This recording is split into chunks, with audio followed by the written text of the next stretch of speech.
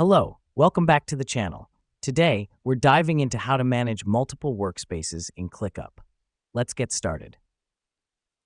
First off, you'll need to navigate to your settings page.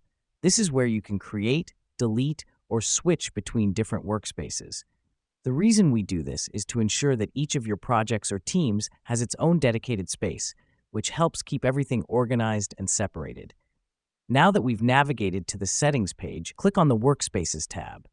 Here, you'll see a list of all your existing workspaces. To create a new one, click on Add Workspace.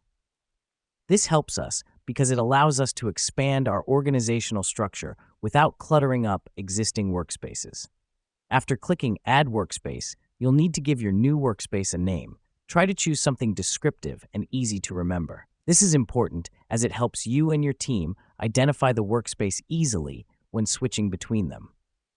Once you've named your workspace, click Create, and voila, your new workspace is ready to be populated with tasks, projects, and team members.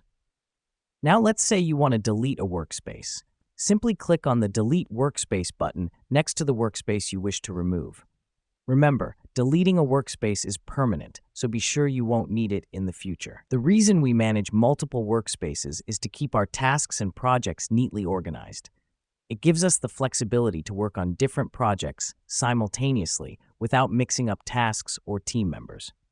Next up, switching between workspaces.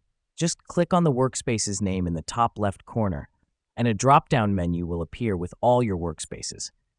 Click on the one you want to switch to, and that's it. This helps us because it allows us to transition between different projects or teams seamlessly. And there you have it. Managing multiple workspaces in ClickUp is as easy as 1, 2, 3. It's all about keeping your work organized and your teams efficient. Remember, each workspace serves a purpose, so use them wisely. Thanks for tuning in, and catch you on the next one.